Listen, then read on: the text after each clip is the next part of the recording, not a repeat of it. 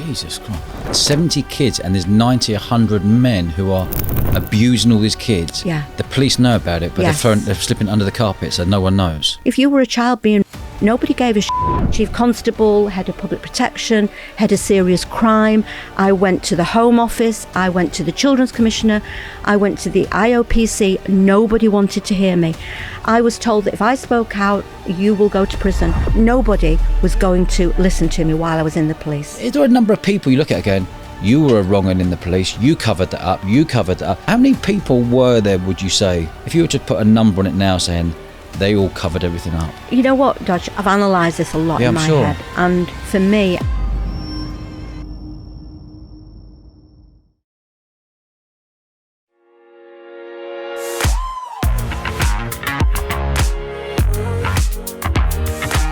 Maggie, welcome to the show. Lovely to be here, Dodge. Mate, it's been a long time, hasn't it? We've been bouncing back and forward for, a year and a half or something about getting down. And we're finally here. And I had a journey from hell to get here, so you better make it worth it today. We will. Let's roll all the way back. What was it like for you being in the Serious Crime Squad for Greater Manchester Police for all those years? I was asked to join a job that became known as Operation Augusta. Yeah. And that was looking at... little girls very young children, 11, 12, 13 years old, who were living in care. And I use that word very reluctantly. Yeah, same. I hear because you. They're not in care. They're not in care. It's brutal. Yeah. And, you know, these kids are so desperate for attention and for love and for affection that they are a prime target for paedophiles who will target them and just want to exploit and use them.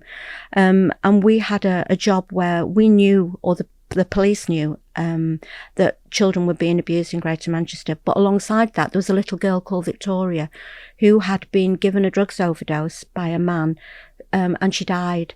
And she had been abused for years. Her mum had died when she was 8, and her and her 5 siblings had all gone into care, and gradually she'd gone into a very dark place, was being on a daily basis by gangs of men. The police and social services... By gangs of men? By gangs of predominantly Pakistani men, Muslim men. And the police and social services did nothing about it, but she died.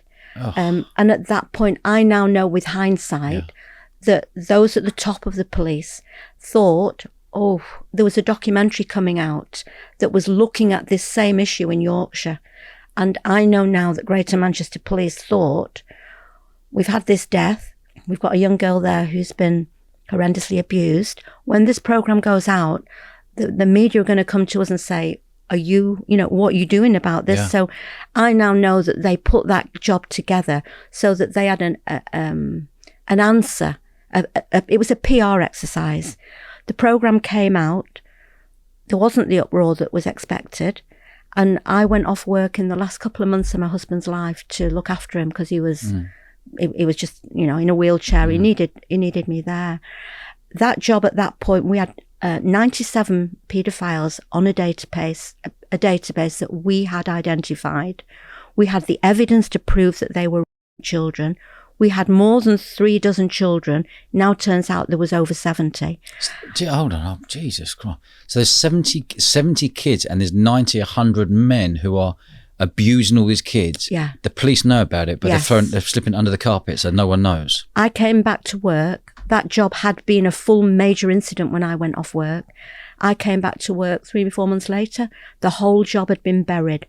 Not one of those offenders had been prosecuted. All of those children were just abandoned.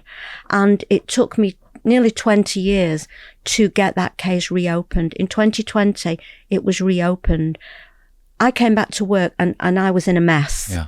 I'd just lost my husband and he was the love of my life. Yeah. I'd still got my kids, but I didn't have one single piece of documentary evidence to prove what I knew to be the case. But it's never left me. And so you're saying, when did I see corruption? Yes. That's when I saw corruption, because there was no way that we did not know who was responsible for that child abuse. There were dozens of kids that had their lives completely decimated. And being a mum of 4 with, some would say over developed sense of what's right and wrong, there is no part of me that could ever accept that that was okay. Absolutely. It makes my blood boil thinking about it. I know. And so did you have did the old Bill have a list of all these people? We had all the names, we had the phone numbers, we had the car registration numbers. We knew the premises where the abuse was happening, and they deliberately and knowingly closed that down. And the report that came out in 2020 categorically states that this is no longer just me saying it, but for all those years it was just me. But I've got 4 kids of my own, and if that had been my daughter, I would have wanted that dealing with by the police. So that was when I first realized that the police, senior people within the police, chief constables, the Home Office, they choose where they are going to put their resources, and they prioritise those resources based on what matters to them. And back then, Dodge, in 2004 and 5, what was happening in GMP, in Greater Manchester Police, chief constables and senior officers were getting bonuses for what was called for PIIs, performance indicators, and the crimes that were being prioritised were what were called acquisitive crime. So burglary, theft from motor vehicle, robberies. So if you got your radio stolen out of the car, you'd have a fucking shitload of officers that turn up because you'd get a tick in a box for that. If you were a child being nobody gave a shit because there were no PIIs for that. Now, I didn't know all this back then. Yeah. I do know it now. And my job for the past 10, 12 years has been to try and educate the country that things are not black and white. This is about decisions made at the top that affects where the resources go. And we see that in many areas, don't we? I mean, we've only had it this weekend, all these millions going to the Ukraine, billions, and yet pensioners are having their heating allowances withdrawn. So it is about choices. And for me, if we've got limited resources, we have to choose where we put those resources. When did you become a whistleblower? When was the moment you said, you know what, the nation need to hear this? And how long did it take you for people to stand up and listen? That job was where I first had my eyes opened to what was truly going on. But I was in a bad place in my own life, and I didn't have the evidence. So after that was closed, I went back into major crime. I worked on all those gang jobs and kidnapping, all sorts of things, which we can go back into. But then in 2010, I was asked to join another job in Rochdale, which is what I'm really known for. Yeah. And that was an identical job in Rochdale as the job that I'd seen closed down when Norman died. And I was headhunted for that job because of my natural skills with vulnerable people. And we had children there was no longer abuse happening to these children because 2 years before, the job had already been closed down once. So when you went to Rochdale, they'd already closed that down? They'd already closed that down. And what happened, Dodge, was that there was a routine property review.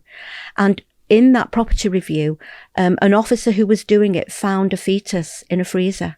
And that fetus had been unlawfully seized from a 13-year-old child with special needs who had had a termination, and the police and social services had seized that fetus, put it in a freezer and done nothing with it. That came to light, and so they had to reopen that case. And they needed somebody that was going to be able to gain the trust of that little girl, her mum, and also her sister, who had been unlawfully arrested as a 15-year-old and accused of being a madam. She was a child who was... a madam, as in like a pimp? A pimp, yeah. You're joking, I'm mate. not joking. Who accused her of being... The police, so they're blaming the girls rather than pulling all the men in. Go, hold on, bang you up for 20 years, you 30 years, you can do one. 100%. They picked on the easy target. Now, she was advised to go no comment, and she was never charged. But, her story doesn't finish. She was ultimately added on an indictment as a co-conspirator.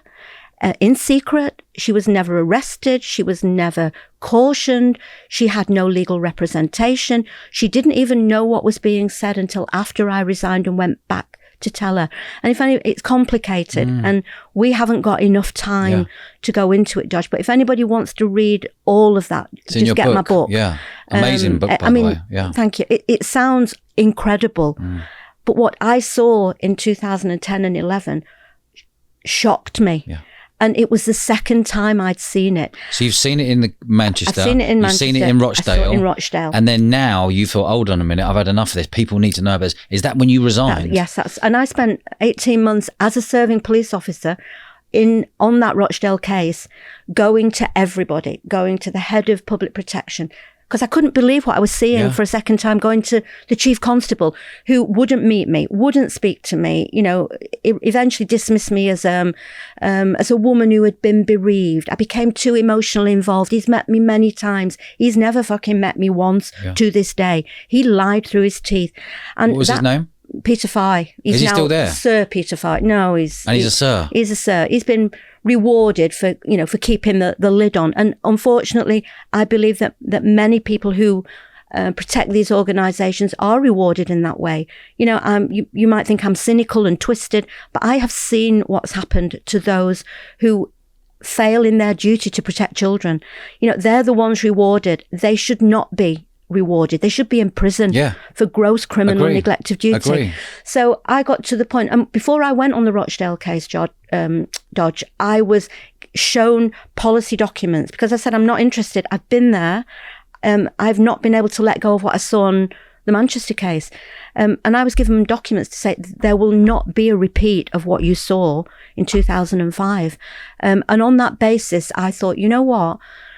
I know I can bring these kids on board. I know I can gain their trust. And I believe that unless these kids are given that opportunity to speak out, all those men who were abusing dozens of children will be allowed to continue to do it.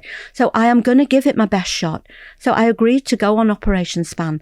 And I spent 8 months bringing those kids on board. They did hours of interviews. They went to ID parades. They identified the men. We had DNA that proved who had got that little girl pregnant. My God. We had a fetus. And even at that point, they decided they were not going to charge that man with. They charged him with conspiracy to commit sexual activity with a child. He was out of prison in just over 3 years. He went back to Rochdale. The little girl didn't know he was out of prison. She bumped into him in the local Asda.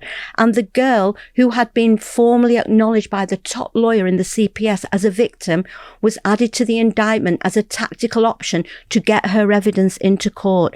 When I saw all that, I looked at myself it made me very, very ill. Yeah, and sure. I sat at home on my own. I went to everybody. Chief Constable, Head of Public Protection, Head of Serious Crime. I went to the Home Office. I went to the Children's Commissioner. I went to the IOPC. Nobody wanted to hear me. I was told that if I spoke out, you will go to prison. What you know is only because you are a police officer, and it is secret. And I was very ill. Jesus. So they're all saying, if you speak up, you're going to go to prison. Yeah, so they're twisting it back onto you. Yeah, because as a police officer, it's confidential what I know, But and it was terrifying. It was a very, very scary place to be. It was scary for you, what, to lose your job, or to think, God, if I speak up too much, I could go put in Nick. Was that?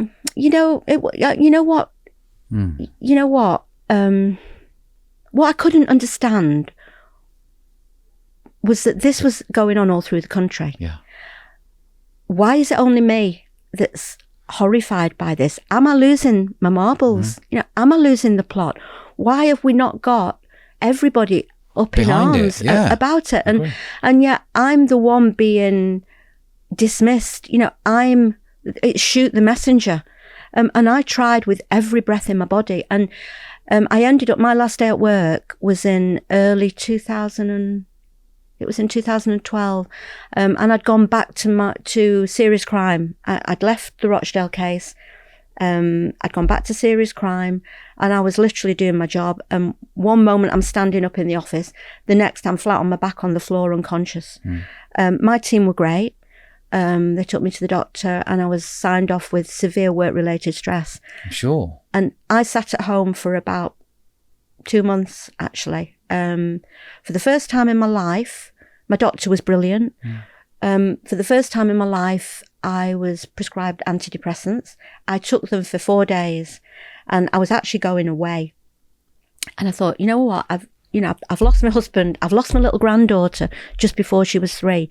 I've never taken antidepressants. I'm going to go away, and when I come back, if I still feel this way, I'll take them. And I went away. And whichever way I turned, I knew that there was nothing wrong with me. What I was seeing was what was wrong. And the frightening thing was that I knew that that nobody was going to listen to me while I was in the police. They'd made it very clear. In fact, what was said to me was that, Maggie, in the police, senior officers make decisions.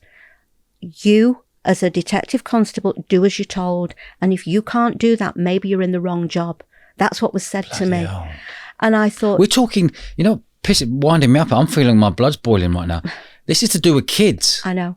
And this isn't to do with, slip it under them. He did a massive cocaine deal, or he robbed a bank, or I know his brother did a slip it under the... I can see how that would probably go. We're talking young girls. Yeah. From the age of... 11.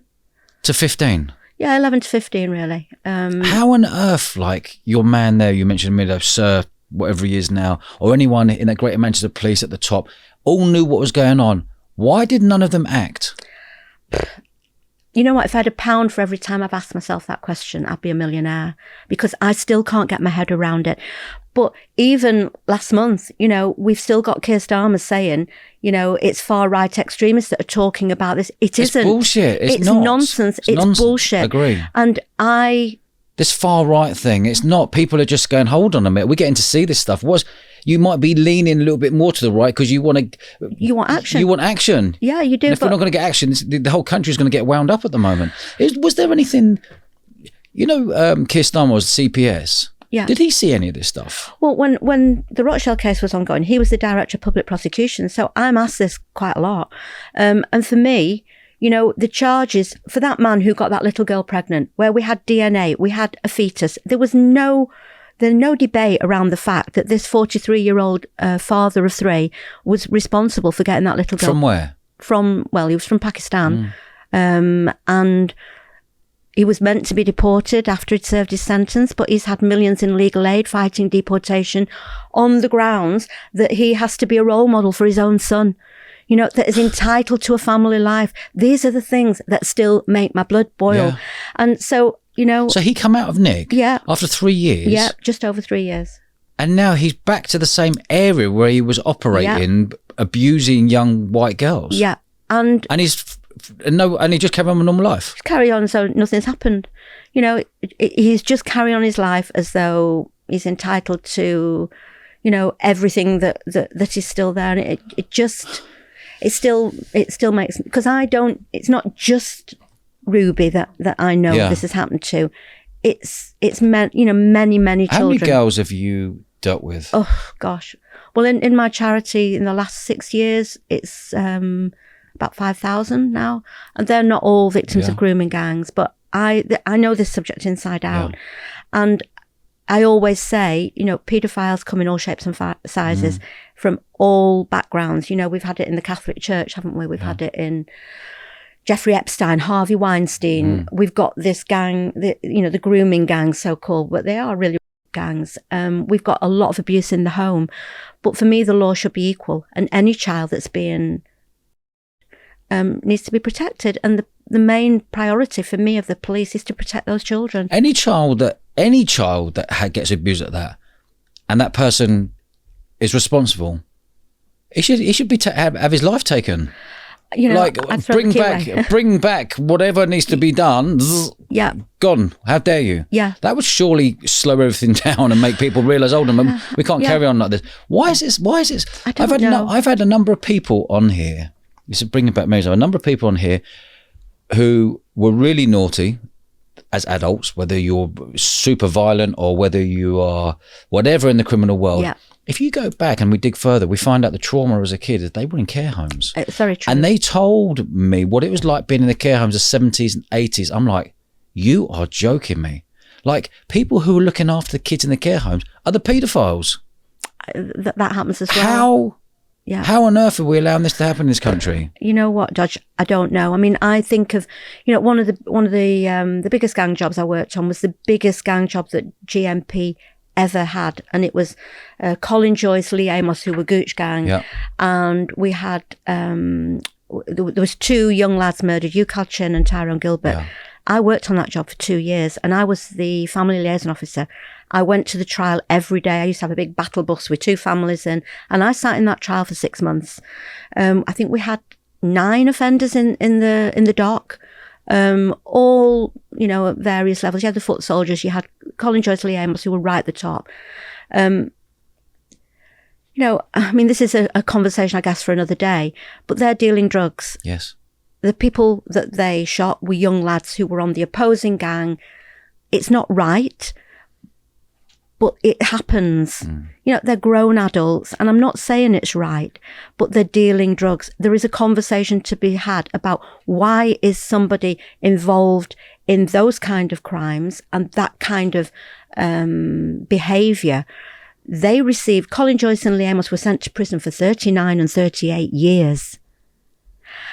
The guy who was raping children on a daily basis, you know, 12-year-old children, got a 13-year-old pregnant. He's out of prison in just over 3 years. That's fucking, honestly. And for me, it just makes my blood boil. So that's why this topic has become so important to me, because I don't know anybody else who has got the overview that I've had for 20 years.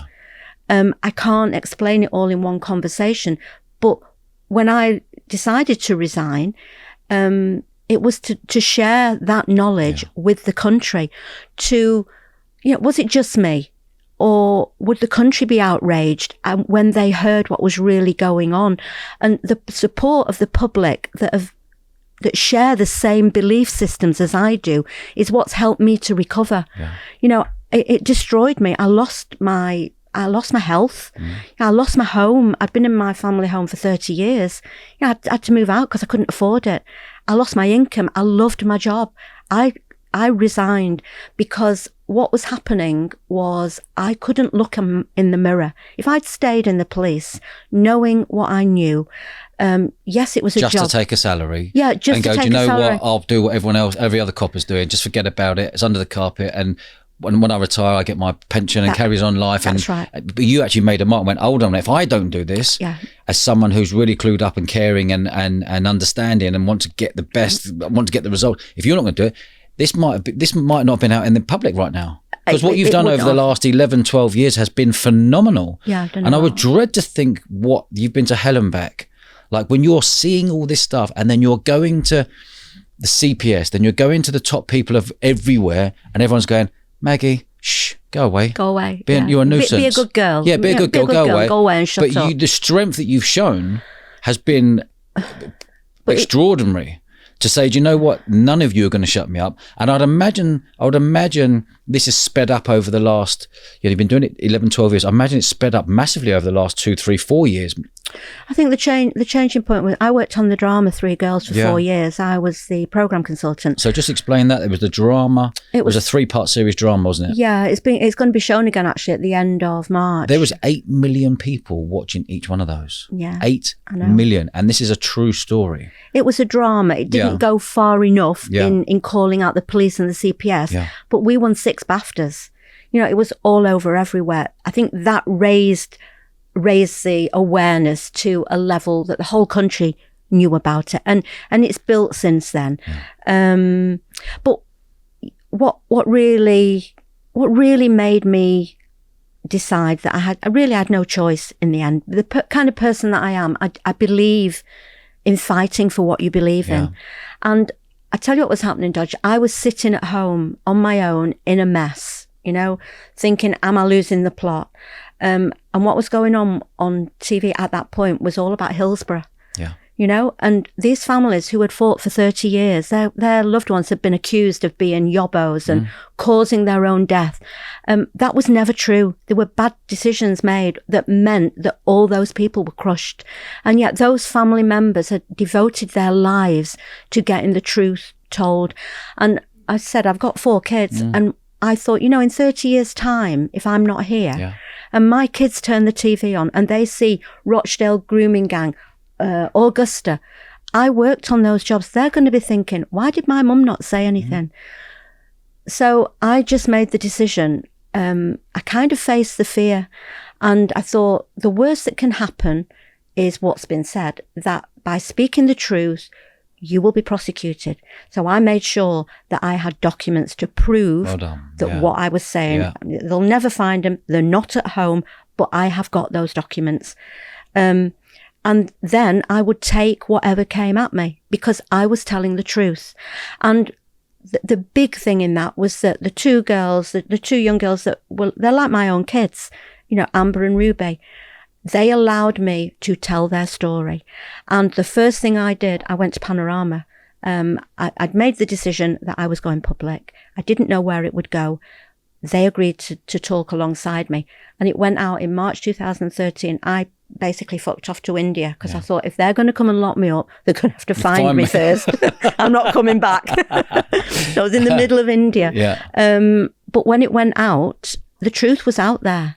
And that's when Peter Foy went on all national TV, Woman's Hour, Today programme, and said, well, no, this isn't true. And sadly, he calls me Margaret, and sadly, Margaret got too emotionally involved. She's been bereaved. She kind of lost the plot. Well, you know what? Fuck off. Yeah. And what that did, it made my blood boil. And I thought, how dare you? You asked me to go on that Rochdale case. The abuse had long since finished. You asked me to bring those children on board and the family and get the evidence and identify their abusers. I did all that. So don't say that I became emotionally involved. I did what you asked me. So how dare you say that about me? And that actually fired me up. And, you know, gangs and guns and all of that, you know, it's wrong. It's against the law. But they're all grown adults. These are children. And if as a civilized society, we are not going to protect our children, what does that say? And I often say, you know, Peter Foy, I've heard him say he was a good Christian man with 3 daughters. You know, if this was one of your daughters, how would you feel? You know, would you say a man who got your 13-year-old daughter pregnant, she was making a lifestyle choice? Well, no, you wouldn't. You would have thrown the full weight of the law. And for me, it was always about the law should be equal. You know, you become a police officer and you promise to act with integrity, to uphold the law, to protect the vulnerable, to uphold fundamental human rights. That's what I promised to do, Dodge. I didn't promise to do as I was told.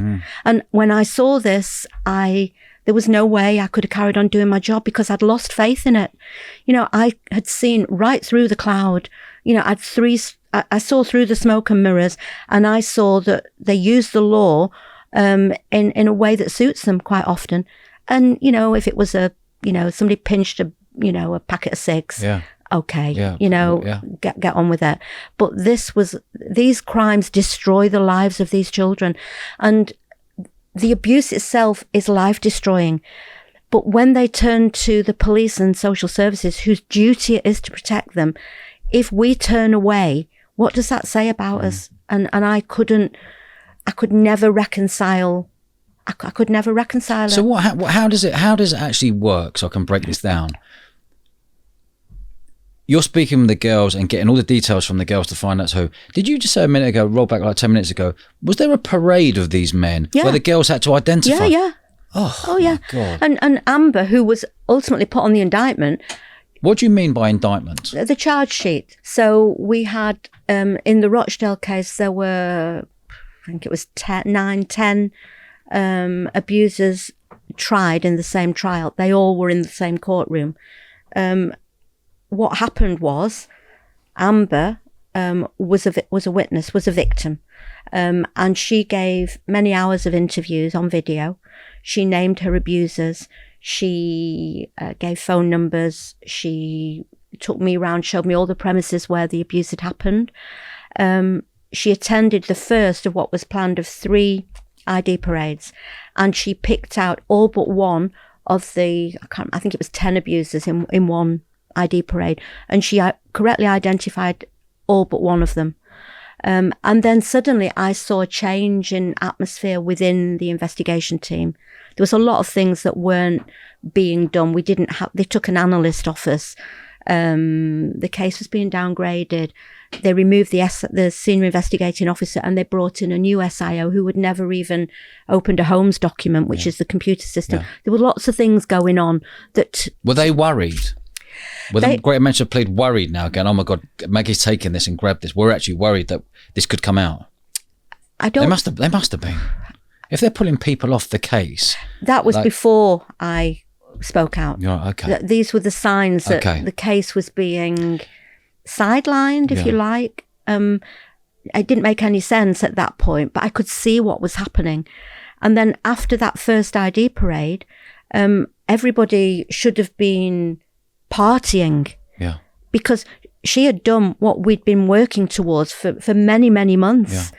And instead, it felt as though, everybody was at a funeral. The bosses, it felt like they were, and I thought, what's going on? They feel like they've been caught out. What's going on? And what I believe now is that by doing that, she was blowing this case into another stratosphere. And they didn't want to do that. They wanted this case to be a small case built around one girl, contained, do what we've got to do, close it off, move on. And when Amber did that, they couldn't do that.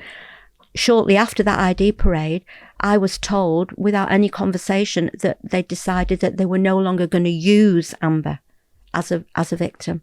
And that's the point that I marched off that job. But subsequently, I can't believe I'm actually hearing this. I know you. You couldn't write this. You couldn't dodge. This is like Sam's Up. It's completely made up. It's crazy. It's unlawful. Yeah. It's not what the law's there to do. But then subsequently, what happened was, when the barrister had got her head all around the case just before trial, they dropped Amber. They'd not spoken to her for 9 months. Nobody had even been near her door. I wasn't on that job anymore. They decided that they couldn't run that trial without her evidence. But if they went back to her at that point, she would have told them where to go. Yeah. So, and I've got this in writing, as a tactical option, as the only way to then get her evidence into a court of law, the only way of getting evidence into court is if you are either a victim or a witness, or you are one of the accused. She was no longer a victim or a witness, so they had to get her in as one of the co-accused. But having been identified or confirmed as a victim at the start of the job by the top lawyer in the CPS, they were now trying to overturn that decision. Any lawyer worth the salt would have had that thrown out at the first hurdle. So they couldn't tell her. So they secretly added her on the indictment as a madam. My God. They didn't arrest her. My God. They never told her. They never cautioned her. They didn't interview her. But they presented her as an older madam who was going out recruiting young children for this gang of paedophiles. My God. In 2022, after I've fought for 12 years, the new chief constable has now formally acknowledged that case was borderline incompetent, that she was always a victim. All her have now been recorded. She got an apology. It will never put right the harm they've done, but I know that I have done my best, and it wasn't my fault, but I felt shame about that, Dodge. She put her trust in me, and through no fault of mine, the rug was pulled, and they treated her like, public enemy number one. I mean, even, Peter Sutcliffe, the Yorkshire Ripper, even, Fred West, they're entitled to a defence. And yet for this poor kid, they decided that they would blacken her name. They described her as the honey monster. She ended up living behind closed curtains in a house because she was terrified somebody would identify her as this horrendous person who had been responsible for the sexual abuse of dozens of children. My God. It was just inhumane. And when you've seen that sort of thing, you can't unsee it. Yeah. So, in my charity, people often come to us saying... Maggie Oliver charity. Yeah, the Maggie Oliver Foundation. Phenomenal. And even last year, we highlighted in GMP unlawful arrests and unlawful strip searches of many victims who were coming to the foundation for help. So unlawful strip searches. Yeah. Explain what you mean. That's another story. But innocent girls. Or we spotted a pattern of victims that we were supporting who had the nerve to challenge the way their cases were being handled, they then became the target and were being unlawfully arrested, and in order to intimidate them, to prevent them from speaking up and following through. Yeah, and Jesus anybody Christ. Who wants to read what happened in the Bear Review, go to our website, because it's all on there. And Vera Baird, it ended up, we had 5 victims originally that we were supporting. It ended up with 15, I think. And Vera Baird at the final report said that the treatment of these, it was mainly women, young women, by Greater Manchester Police was barbaric. Yeah. And that was last year.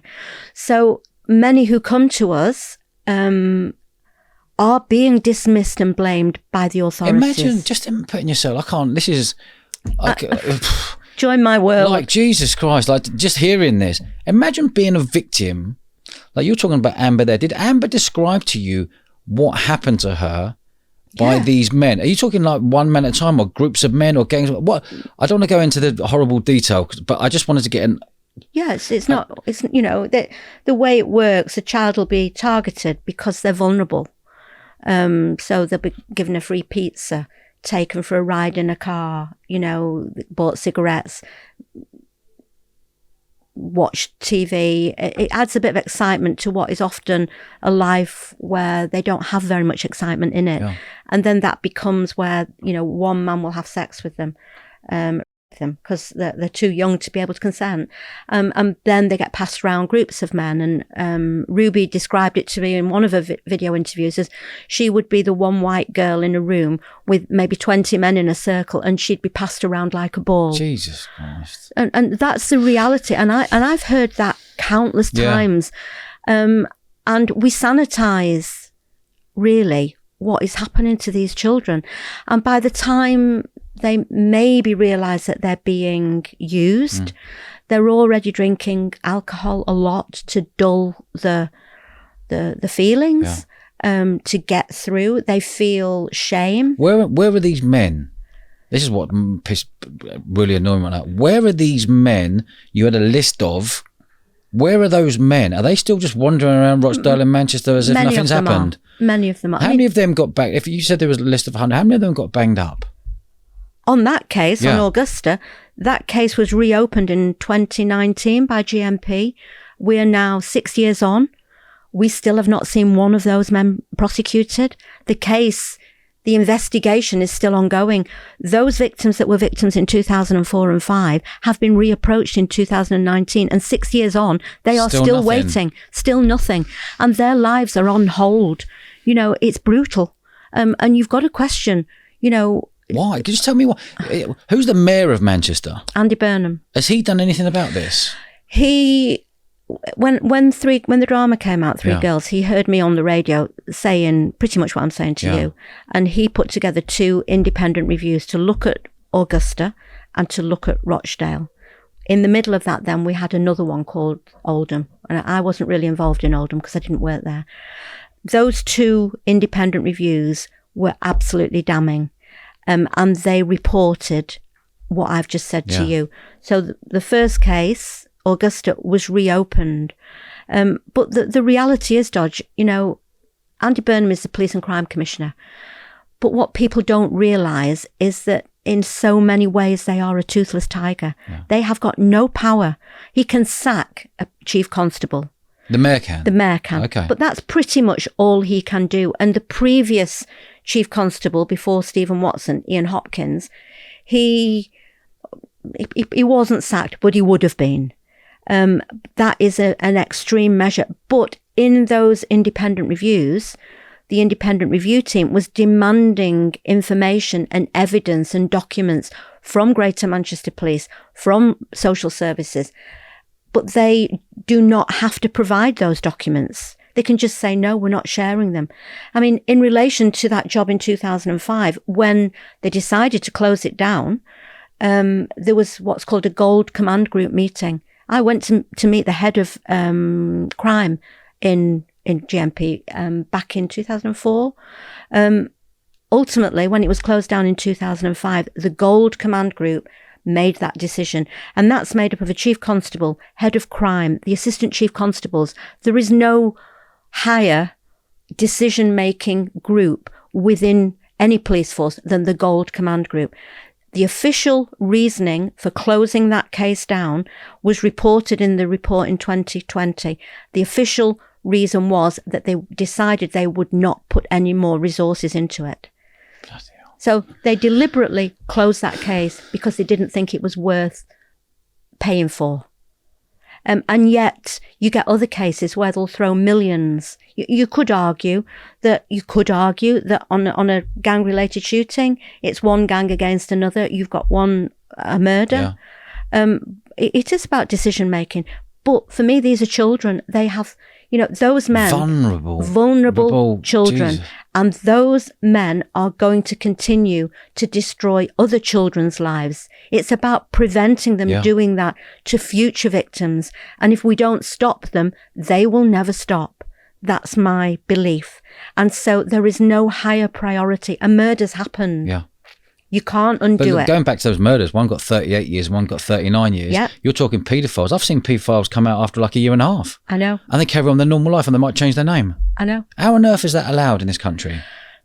I say often... That's third world country stuff. This is third world country law, that is. Yeah. Anything to do with kids, no. Yeah, I agree. And, you talk to many people here who are involved in criminal cases, and I'm sure that many of them say to you that our criminal justice system is on its knees. Yeah, it is, we've got cases now, sexual abuse cases, where the victims have been told that their trial is 4 years down the road. 4 years. Mm. I mean, how can that be? Mm. And someone can get locked up for saying naughty words on Facebook overnight. They're in prison the next day. Next day, you got 7 years, you got 3 years for saying something bad on Facebook or something bad on Twitter. It's shocking. And then they're taking paedophiles out of the prison system to create more space for people writing some words about wild. I look at it sometimes and I think, it's the lunatics running the asylum because it just doesn't make sense. We're becoming a country that criminalises the easy targets. And those that are, these cases that I worked on, they're not easy cases to prosecute, but they are very doable with the right will. Hold on. These cases are easy to do. You're telling me they're the facts. They're the fellas who've been identified. The proof's there. Get them in nick. There you go, 30 years. I know. 40 years. Yeah. In fact, bring the death penalty back because that is you don't even go. No. You can't even think about doing something like that. How on earth are they allowed to get away with this? There is no deterrent, is there? It's just not. If somebody's out of prison in 3 years for getting a 13-year-old pregnant, what kind of a message does that send out? Yeah. And that case, you could never have more concrete evidence. So when you asked me about Keir Starmer, he was the Director of Public Prosecutions at the time that those charges were brought. So he was the Director He was the Director of Public Prosecutions at the time of the Rochdale case. So has he seen all this? Oh, of course. I mean, I find it inconceivable. That was lauded as a groundbreaking case for British justice. 10 years later, there's an acknowledgement that it was borderline incompetent. Keir Starmer was the Director of Public Prosecutions at the time those charges were made, at the time of that trial. And I do not for 1 second believe that he wasn't complicit in deciding what those charges should be. I just would not accept that. So, for me, that shows a lack of judgment. And I don't think there is any way of avoiding that reality. So Keir Starmer was a lawyer involved in that. He's now our Prime Minister. Yeah. Well, he wasn't directly involved in that GMP case, but he was the big boss of every Crown Prosecution Service. So he could have made any decision he wanted. Hold on, there's 97 men, bang. And he decided not to? You'd have to ask him. But he was the top of the CPS at the time of the Rochdale trial. And the CPS, the Crown Prosecution Service. And what actually is that? They're the lawyers who decide what charges to bring against which offenders. They assess whether the evidence is sufficient to take to trial. So I always try and keep it to the simple thing. When you look at Ruby, we had a 13-year-old child. He'd been in her since she was 12. She had a statement of special educational needs. We had many professional witnesses who will corroborate that. We had a fetus. We had DNA. We had a 43-year-old married man of 3 who got her pregnant. We had everything there. She could not give consent. And yet he was not charged with rape. That fucking, honestly, sitting here now, Maggie. I know. What's the name of this fella? Who? The one who... Adil Khan. His street name was Billy. And as I say, he was released from prison. The prison service, the victim service, parole, probation, never got in touch with Ruby. She was actually walking around the local Asda in Rochdale, walked round the end of an aisle, comes face to face with him, not even knowing he was out of prison. She legged it out of the store in complete meltdown and rang me and said, Maggie, what's he doing in Rochdale? And he was in unsupervised contact with another little child. So, and he's still roaming the streets now? He's still out in the streets of Rochdale, yeah. They were allowed to go back. This is bonkers. It really takes it to another level. This is bonkers, Maggie. The parents of these kids, the dads, how's the dads been reacting to something like this? Because if I had a daughter and I heard this had gone on, as a dad, you will go, do you know what? Yeah. Like, I mean, you can bang me up for 50 years because I'm not letting that horrible man get away with that. End of. And you probably would be if you retaliated. End of. Yeah.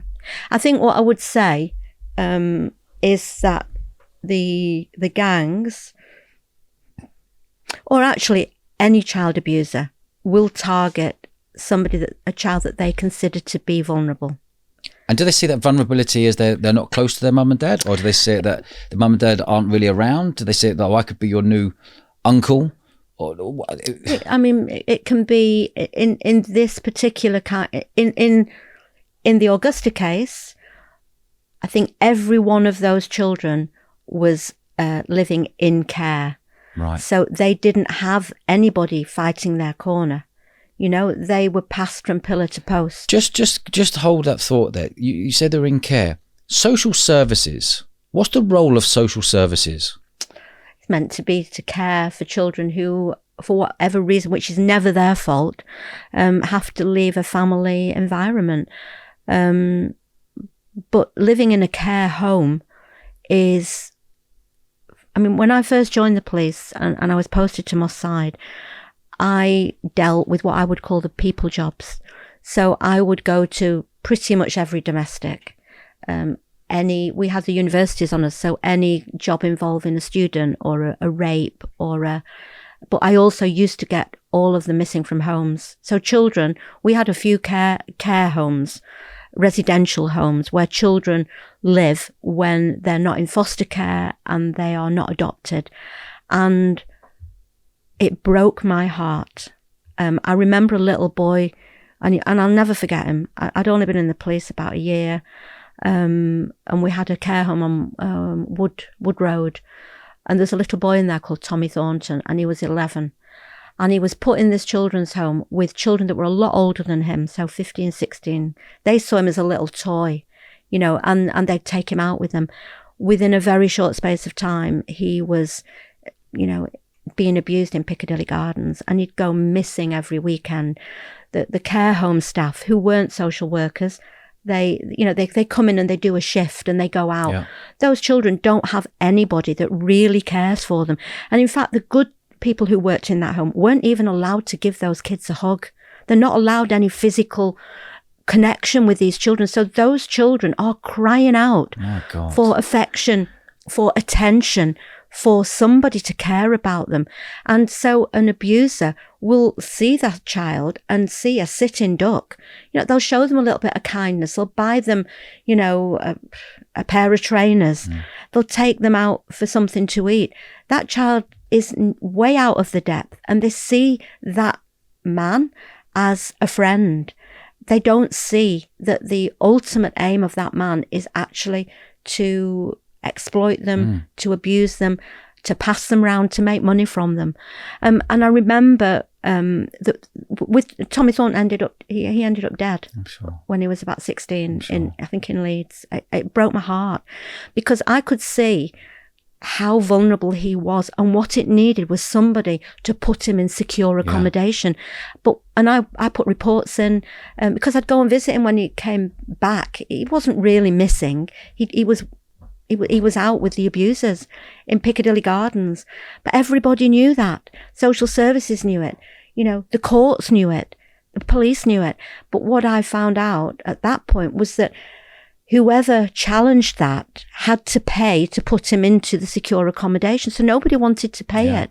So this little lad would go round and round that same... Heartbreaking, Maggie. It broke my heart. This is heartbreaking. It is heartbreaking. Imagine that, being an 11-year-old kid, no mum and dad, knowing you're in a home, knowing you're probably getting whacked around by the other kids, and then a so-called person looking after you is grooming you in there, and you've got no one to turn to because you're 11 and 12. This is it's heartbreaking. Yeah. And the other thing on that case in that little boy's death could have been prevented. Our care service, our social services they're overwhelmed, they're understaffed, they are undertrained. Can people get sacked? The amount of people who work in social services, no one can really get sacked. And if you work for the council, or you work for the government, or you work for all these things, no one's really getting sacked, and everyone's just going through the motions, getting the motions, and getting the salary, and getting the pen. Something's got to be shook up. Surely, did you have any other conversations with any of the social workers who you knew were wrong uns? You know what? I had conversations with a lot of social workers that weren't wrong uns. Okay, so were they telling you? They were on Augusta. I was going out. That was how we identified the children that were being abused, and many of those social workers had been crying out for years to get something done about this abuse. But the problem was in Augusta, what your listeners won't know is that back in I don't know if it's still the same, but back then, child abuse was primarily dealt with by what were called child protection units. But in order for a child protection unit to take ownership of this, the abuse had to come from somebody who had what was called care, custody, or control of the child that they were abusing. In this kind of abusing, the abuser didn't have care, custody, or control. They were a stranger. So it was actually stranger. And that should have been dealt with by the CID. Yeah. But the CID didn't see this as their role. They felt that joint agency work, child protection, they were too good for that. So this kind of abusing fell between the cracks and nobody was picking it up. So when I was talking to social workers, they were desperate for us to take on these cases. The other thing I would say is that on that case, it was absolutely clear that these children were being abused. The abusers were parking across the road outside the care homes and literally picking off these kids as they went in and out when they came back from school. And I know of one guy who was spoken of really, really in the highest terms by one of the kids. He tried to physically prevent this child from going and getting in a car. He lost his job because they were not allowed to physically restrain a child. So it was just a recipe for disaster on every level. It's the worst combination going. So people are there going, I know what's going on, but if I report this, I'm going to lose my 30, 40, 50 grand job. Oh, it must have been going on for years. So I just carry my life and try to pretend and forget about it and carry on. And that's what happens. That's what must happen to thousands of coppers. And that's what happens. In the police force. Whatever's going on in the police force must be happening. I think that the reason I couldn't let go of it was because I joined at 42. Yeah. If I'd been 20 years old... With a longer career ahead of you, maybe you thought, okay. Yeah, and actually, you're not as set in your values at 20. No, I agree. You get kind of a little bit brainwashed into the mentality of those. And if everybody's going along with what they're told, if like I was told, look, this is not your decision. You're just, you're just a PC. Yeah. Senior officers make decisions, and you do as you're told. And actually, in the end, it wears you down. And if you get 20 years service and if you speak out, you're going to lose your job. Yeah. If I hadn't resigned Dodge, they would have fabricated some complaint against me. They would have put me in a dead-end job. To push you out. They would have found something to get rid of me. I took that power away from them by walking away, but not many people will do that. And I wish I hadn't had to do it, because it almost destroyed my life. I ended up, in a little flat I took a lodger in. What you've gone through, Maggie, is unreal. What you've done and what you've achieved and what you brought to light, knowing that you're walking away from your job and your salary, and what you've gone through with your husband, losing your husband at the same time, and trying to bring up 4 kids, and fighting every single day, working 15, 16, 17 hours, which I'm seeing like constantly what you're doing, and setting up the Maggie Oliver Foundation, and being a good friend to all these girls who have been abused. How have you juggled all this? I don't know when you say it like that. That's why I've got grey underneath all this, underneath all the bleach, because it's a serious. Because I care. Yeah. And I really do want to walk away often, especially when you get. There's always going to be the haters who are just driven by, wanting to cause trouble. But when you've heard stories the way I have, and you've seen, if I'm not strong enough to do it, how can they be strong enough? And, in the foundation, we believe if somebody comes to us for help, we will fight their corner. And to be in a place where you've nobody fighting your corner is a scary place to be. I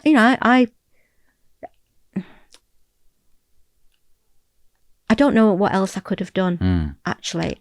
What's the lowest you've ever been? I think in 2012. Okay, when you found out what's going on. Yeah. How have you felt empowered over the last 10 years, 12 years? I think the public have helped me to believe that there are good people.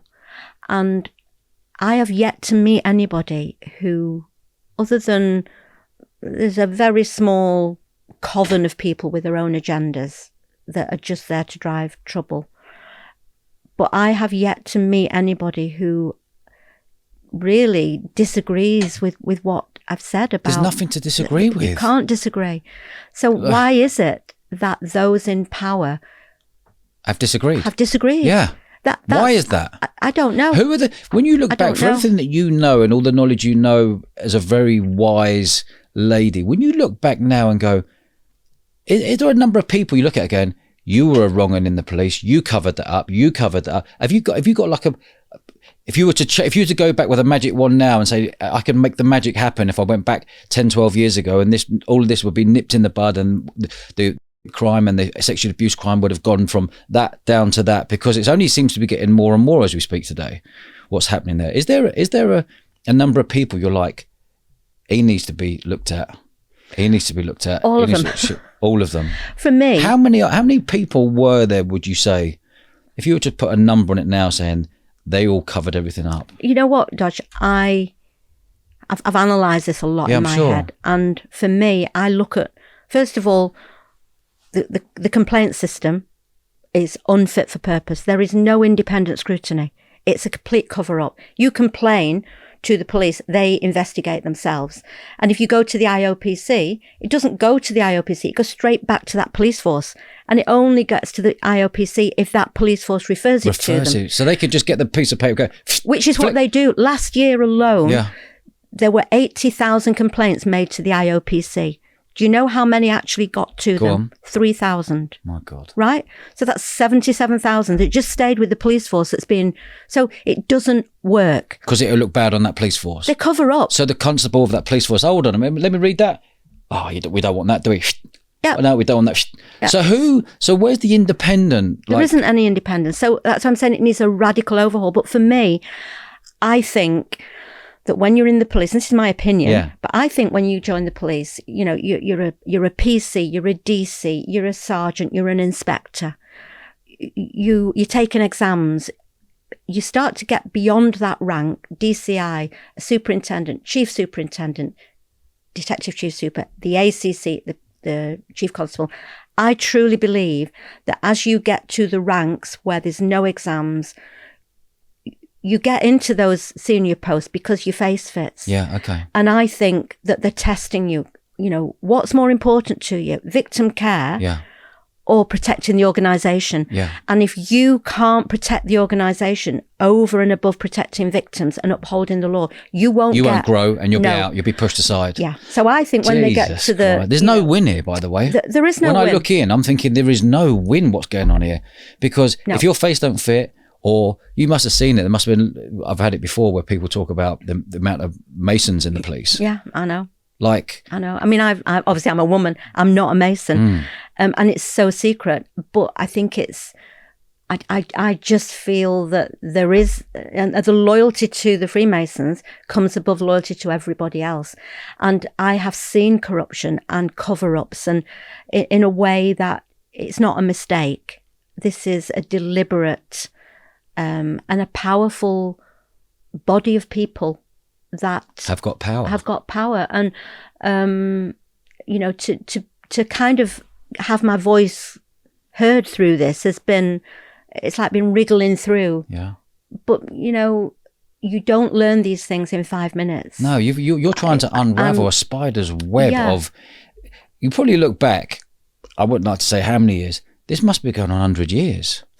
Like, who knows what's gone on in previous? Who knows? Maybe not. Maybe in the 60s and I don't know. I don't know. I really don't know. But when you just... And you know what? If you think about it, it's really depressing when you think. I think what I've done now, I say what I say and what I believe, and I share the evidence of what I've seen. What you do is facts. Yeah, give me facts. Yeah. And I don't get hung up on the change because I've been there. Okay. But the change won't happen. The change won't happen unless you change the facts. That's right. But then you need people who are prepared to take those facts and follow through. Agree. So I go to the media, I speak this, I give victims and survivors a platform. I don't speak for them. I speak about the system and how many times I've seen these same failures. But I also try and facilitate them sharing their individual stories. And the more stories that are shared, the less easy it is to dismiss them. Yeah. So essentially, it's exposing everything. The more we can expose, the more that those people sitting in the top jobs of different stations or different whatever it is are going, oh, I'm going to get found out. Yes. I'm going to get found out. Jesus Christ, social media. Have you seen that thing on social media? Have you seen that on Twitter? Have you seen that on Facebook? People are talking about it. Oh my God, we better rein ourselves in. But there's no one, what's annoying me about what I'm learning from this, is all new to me. What I'm learning from this is no independent to go, whoa, let me look on your side. Let me look on your side. Surely an independent would be a lawyer. Yeah. To go, or ordinary people. Or an ordinary person to go, but that ordinary person won't have the power to go, GMP are bang out of order there and they've whacked it under the carpet. Let's bring this out again. Yeah, I mean, I'm talking about GMP. Yeah. But since I resigned from GMP, I've seen this in many West Yorkshire, in my opinion, one of the worst, Rotherham, and they are the big forces, the Met, West Yorkshire Police, GMP, the big metropolitan forces, I think, in my experience, are the worst. The smaller forces, you've more chance of being heard or being taken forward. I think, there's a really good programme that was on, I think it was last year, called To Catch a Copper. That's well worth watching because it shows how an intern, and that was Avon and Somerset Police, really good documentary that shows just, it explains the police complaint system and it shows just how unfit for purpose it is. So unless I think we need a Royal Commission into policing. We need independence. We need a real radical overhaul. And the other thing that I haven't touched on is we need legal criminal accountability for senior police officers and actually senior social workers who have failed in their duty to protect children. Yeah. Because to me, they are guilty of misconduct in a public office. This isn't a mistake. Yeah. This was deliberate turning away, willful blindness, corruption, cover-ups. And if I hadn't, even in relation to Amber, for instance, she disclosed dozens of to me. Not one of those was reported or recorded until 2022. Now, if I was, as a serving police officer, if somebody told me that they'd smashed your door in, I'd have to record that. And write a report. As a report. Yeah. Even if it was never prosecuted, there would be a documentary evidence of why it had been written off. In all those rapes, in many of these cases, those rapes were never recorded. And on Operation Augusta, for instance, So they were...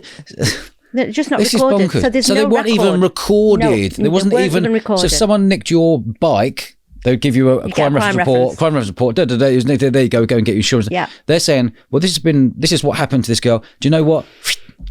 Didn't happen. Don't write it down. And you know what? On Augusta. So the person who is head of that department or head of that police, what's happened to them now? Nothing. Have they been found out and going? Nothing. Will everything get backtracked and said, right, you were the head of that. You knew what was going on because this was reported because you reported 100 girls. Yeah. You've swept it under the carpet. You're the one who shouldn't be around. You're the one who should be prosecuted. And you know, that's what I would like to see before I walk away from this. Yeah. I would like to see at least one chief constable in a criminal court charged with misconduct in a public office with gross criminal neglect, because whether or not they were convicted, I believe that would send out a clear message to everybody in post today that if I turn away from this, that might be me. As it is now, with the Augusta, when the independent review was announced, there was the guy who was the head of, who was one of that Gold Command group. What was his name? There's a load of Daves, and I always get them mixed up. Dave. There was Dave Crompton and Dave, I think it was Dave Jones. Are they still in the force now? No, but he was the chief constable of... At the time? Well, when the Augusta report was announced, he was the chief constable. I think it was South Yorkshire. He was no longer in the police, but he just extended his contract for another 5 years. As soon as he knew that this was being looked at, he resigned. Yeah. That means that he's out of the door, he gets his pension, they can't force him to be interviewed, he's away home and free. That shouldn't happen. That shouldn't happen. The IOPC... So where's he now then? Living on some desert island, probably somewhere with a big fat pension. But it's wrong. It's wrong on every level. It is wrong. If I'd not recorded that criminal damage, I'd lose my job. Yeah, you'd be lost your job. Yeah. I'd lose my job. But they're okay at investigating the lower ranks. But, you know, those at the top are protected. I can't believe what I'm hearing, Maggie. And you've been around the block a bit. I've been around the block, but I can't believe what I'm hearing, because I've never spoken about this subject to anyone about the subject, what we're speaking about now. It's true. Every word I've said is true. No, I know. I can hear in your voice. Yeah. I can hear what the pain and the heartache you've gone through just to listen to the stories of the poor girls, let alone to then try to unravel this whole spider's web of who's who, how I need to get to the top. And then for you to get blocked by all the top people, you're waving, you're going, I've got all the evidence here. No one wanted to speak to you. No. And they're just suppressing you and pushing you away. Yeah, I think they thought that the fear and the intimidation would silence me, and actually it nearly did. Well, no, it didn't, actually. It didn't, but it was frightening. And it took me not far off a year to decide that I was going to go public, whatever the consequences, and I'm glad I did. I wish I hadn't had to. But from hearing on out, I am really glad you did. Yeah, thank you. Because there's going to be a lot of people listening to this, like myself, not really knowing. No. You kind of see snippets and you see this, but you don't know the underbelly of what's going on. I know we could go on for hours if we wanted to go into the real underbelly. Yeah. I mean, I'd say to people, maybe read my book, give you a flavour of me as a person as well, because I am just an ordinary person. You are real. Yeah, do you know what, Maggie? You are one really, really special human being. Oh, no, that's very kind of you.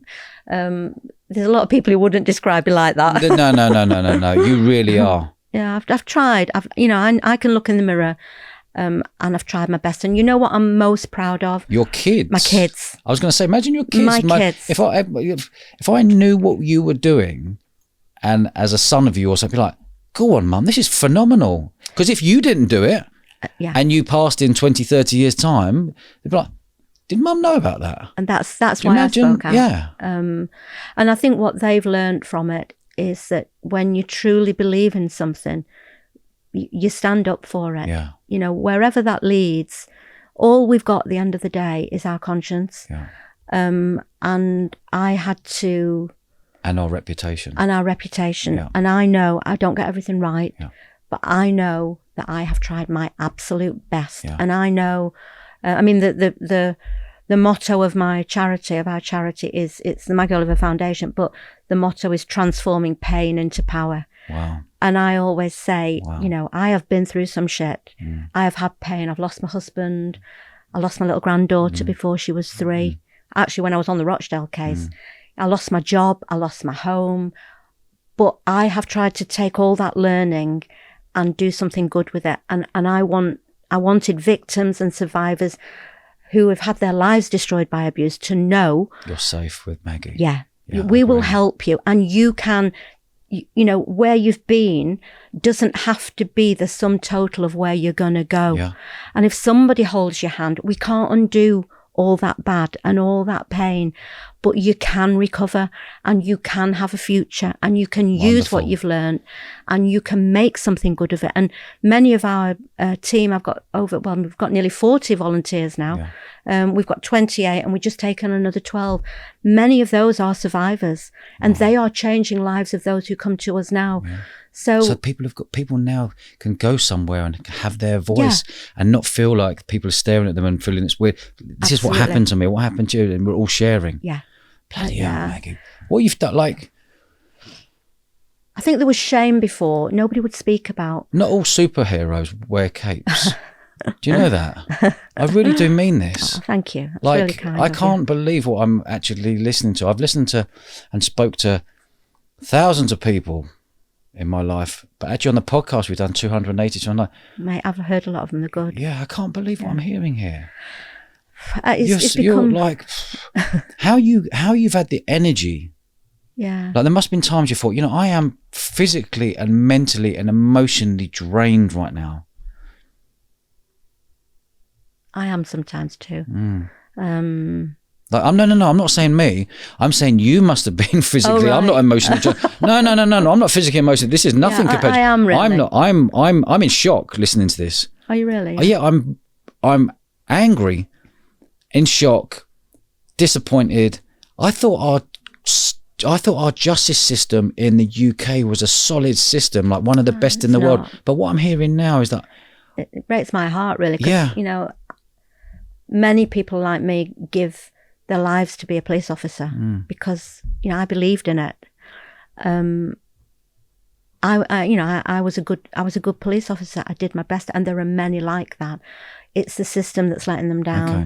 Okay. But your point a minute ago is you can't change the system. I can't change the system. And the system might be here for another 100 years. What you can do is bring to light what's not good about the system, that more or hundreds of thousands and millions of people who may listen to and watch this can be told about what's going on and change it and get behind the Maggie Oliver Foundation and get behind. You know, I thought it was amazing the other day, Patrick Christie did a shout out for you on the news, and you said, how much did you raise? He put a fundraiser together for the charity, because when you know, at the beginning of when I started the charity Dodge, I said we would never take money from the government, never take it from anybody who could try and silence what I was saying. I'd rather we don't exist. And Patrick put a fundraiser together with a £70,000 target. I went on, and within 10 minutes, he'd raised 100,000. And by the end of the week, he raised over 425,000. That's unreal. And it's life changing for us, because we are going under. Yeah. You know, I've got a small team. I think we've got 6 staff. We probably need 10. Yeah. Because we are burnt out, because there is a desperate need. There's nobody else does what we do. Yeah. But the need is great, and it's emotional support as well as legal advocacy. But my role really is to share the truth in the middle, to try and put pressure on those who can change the system to change it. I have yet to see anybody who wants to do that. Okay. I hear empty words. So no one's putting their head up above the parapet and going, do you know what, Maggie, I'll grab this, on where we go. No. Maggie, this has been a phenomenal conversation. Thank you. And I just want to say thank you for what you've done, for what you've achieved and what you've done and all the help you've given all these victims. It makes my freaking blood boil knowing that there's all those men wandering the streets carrying on as normal because our justice system hasn't snapped them up, whacked them in prison and given them a long, long sentence. Yeah, I agree. But you're a very special woman, and I really do appreciate you making the effort coming down from Manchester down to my pleasure. The South Coast here, Maggie, and I've got a lot of respect for you. Thank you. Yeah. Thank you. Thanks, Dodge. Thanks for having me on the show. My pleasure. I want to give you a hug. This is unbelievable. Can I take the headphones off? Careful of the barnet. Amazing.